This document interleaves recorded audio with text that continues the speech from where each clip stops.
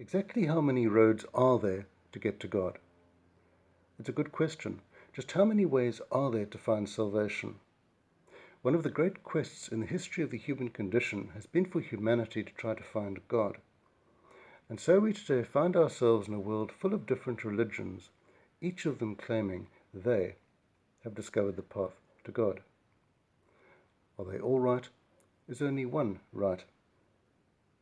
It sometimes seems that everyone's so busy trying to have their say in the matter that few ask what God has to say about it. It is, after all, God's salvation, not ours. Does God honor man's efforts, or does he orchestrate a special means of his own to bring salvation to the world? The difference might be that between presumption on the one hand and listening to what God has to say on the matter on the other. We know from the book of Genesis that in the beginning God created a perfect humanity, and that perfect humanity sinned and fell from God's favor. From this point, human beings required a special salvation to be accepted by God. Then things got worse. According to the Tower of Babel account in Genesis chapter 11, mankind started to drift from its creator. Not only does the human race start to move geographically and physically over the earth, but it is also moving spiritually away from its God. The movement is not only physical, but also spiritual. And so, over many centuries, God's created humanity move out literally to the ends of the earth, to India, to China, to the Americas, Australasia, and the extremities of Africa. And as the years take their toll, so these peoples duly inevitably forget God altogether. And so they go from having a knowledge of God and his ways in the Garden of Eden to gradually losing memory of that God and his system. And so the different peoples across the earth set up their own gods, their own idols, their own religious ideas. In short, they have lost communication with God and so begin to devise their own ways as to how to get to that God, how supposedly to win his favor and, more importantly, his salvation. The religions mankind sets up are very different from the religious system in place back in the Garden of Eden, as recorded in Genesis chapter 2. And it seems that the further mankind drifts, the more different some of these religions become. But even though the human race has drifted and forgotten all about God, God has not forgotten them.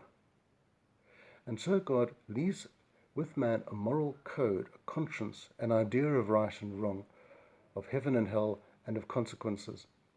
It is as if wherever man is settled across the earth, at least some of the basic knowledge he acquired in Eden is still there, still contained in human memory, in human history. Unfortunately, as man travels across the globe, this knowledge has also been merged with other religious ideas of man's own making that have been developed through the years. Now, at this point, man does not have enough knowledge to know how to return to his God and Creator. But what God does is leave all humanity the world over, wherever they have settled, with a witness. This witness, this voice of conscience, this basic knowledge will tide them over until God can bring to them the full truth of his revelation, the full knowledge of how, in fact, to return to him. In other words, mankind, estranged and far from God, will have to tread water, in a sense, until the time when God's plan of salvation can be properly revealed and reach them. So where do we go from here? How does God convey to them his ways and how, in fact, to return to him? We discover the answer to this when we pay close attention to the wording as found in Genesis chapters 11 and 12. In fact, as many scholars have pointed out, when we put these two chapters side by side, we can draw some important parallels between the two. Let's look at chapter 11. Here we find the famous story of the Tower of Babel. This is where the human race rebelled against God and decided to build their own humanist utopia, an impressive city with a tower that reached the heavens. And in so doing, they put God firmly to one side. Notably, this triumph of humanism is similar to what the world today is trying to do. For more important on this fascinating subject and the ongoing war between God and humanism, see my video series, The Notre Dame Fire, The Real Reason. The URL will be given in the space below. But what is the result of the efforts of the people of Babel? We read that because of this rebellion, quote, "So the Lord scattered them from there all over the earth, and they stopped building the city. That is why it was called Babel, because there the Lord confused the language of the whole world. From there the Lord scattered them over the face of the whole earth." As judgment for their rebellion against God, the people of the then world are cursed and scattered across the earth. They attempt a human unity that puts God out of the picture, with the result that they achieved in fact the exact opposite. They achieved disunity and fragmentation of human society. As opposed to the tight-knit human unity, the brotherhood of man, that they desired to create, they were in fact scattered to the ends of the earth. But then what happens in the very next chapter?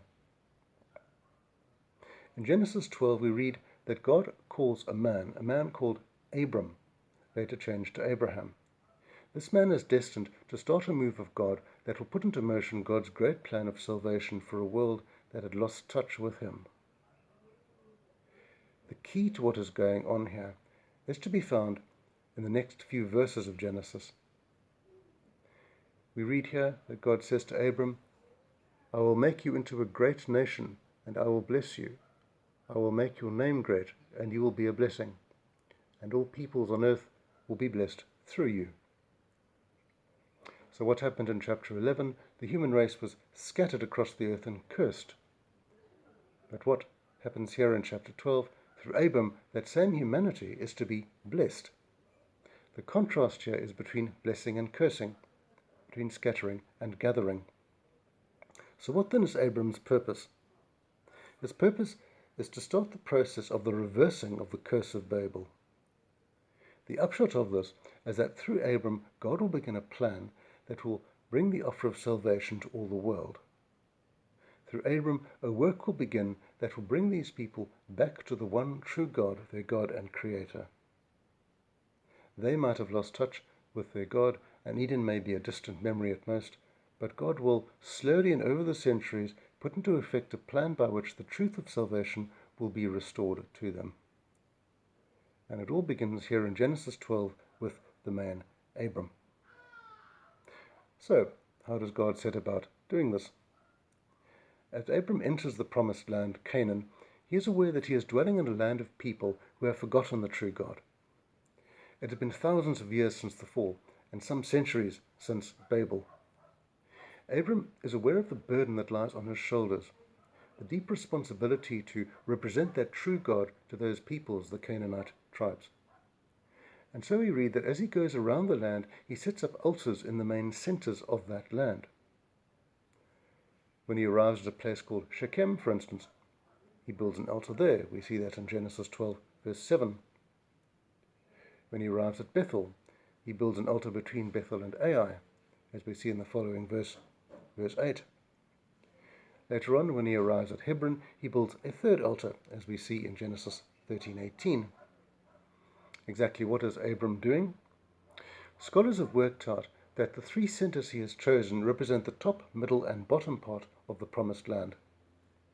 So what he's doing here is actually claiming the promised land, not only for his future descendants, the children of Israel, but also for God and God's kingdom. He's taking territory occupied by sinful peoples and is in a sense reclaiming it as God's. He's making a statement that the Creator of the earth has arisen and has begun a process of alerting the world to the fact that he is the true and only God, and he alone is to be embraced. In other words, God is in a sense reclaiming his creation from the forces of darkness, the forces that have been active in the world since the fall. Now this is very important. It will in effect become a sign to the pagan peoples that the true God is calling his human race back to him. A great move has started. There is grace in this move. Through Abram, certain peoples in Canaan are blessed, as God's promise in Genesis 12 assured would happen. But there's also judgment. The city of Sodom, for example, reaches such a level of gross evil and sexual decadence that it is destroyed, as recorded famously in chapter 19. To the ancient occupants of Canaan, God holds out the hand of salvation on the one hand, but on the other, to those who continue in their wickedness, he holds out the sword of judgment. It is, after all, his earth and his land. God's plan is ultimately to transform the world back to the perfect, sinless state it was in the time of Adam. But he cannot do so if people continue in their sin. Repentance must come first. And it is, of course, a plan that will take thousands of years to unravel, but it begins here with Abram in 2000 BC. So as the holy God moves and works through Abraham, the true God of holiness and love is once again revealed. The Canaanites and surrounding people feel it. They know something new has happened. They feel that something has shifted on a spiritual level. Whether the world is aware of it or not, regardless of how much they have forgotten God and they live in the pursuit of pleasure and personal gain, that same God is still responsible for judgments and decisions in the running of his world. In fact, the greater the levels of sin in the world, the more God will be active in his judgments of that world. Ironically, the greater the world sins, so the less the people of the world are aware of God, and the more they will deny that the catastrophes and disasters in their midst are in fact the work of God, who is using those catastrophes to get them to turn from their sin. We live today in the midst of a Western world that is seeing the highest levels of sin and wickedness in at least 500 years. For we have found ourselves in a world of legalized sexual depravity and legalized marijuana. As far as teenage children are concerned, drug, pregnancy and delinquency levels are high. Society in general seems to be increasing in levels of violence and sexual depravity. The levels of adultery and premarital sex are on the increase. Many have abandoned the marriage option and live together outside of a marriage commitment. Some of the things we're seeing today have never been seen in the history of the Christian West. That same world seems almost oblivious of the true God, the very God who is calling them back to him. We have seen the rise of natural disasters in the past few decades, yet the world still does not understand the spiritual dynamic of what is happening, of what is going on. They still do not hear the voice of God calling them. Things will only get better when the world acknowledges its Creator and face down bows the knee to him and returns to the God who has been calling them home since the time of the cross. Like the Canaanites at the time of Abraham, they need to take cognizance of their God and Creator and acknowledge his holiness and purity and turn to him to cleanse their lives. The story of God's unfolding plan to recall his human race to salvation does not end with Abraham. Abraham, as we've said, is only the beginning. In the course of his life, Abraham was given a prophecy by God. He was told that his descendants would inherit the promised land, the land of Canaan, in which he was then living. This land would be the base from which God would launch his greatest operation, the birth of the Messiah, who would die for the sins of the world.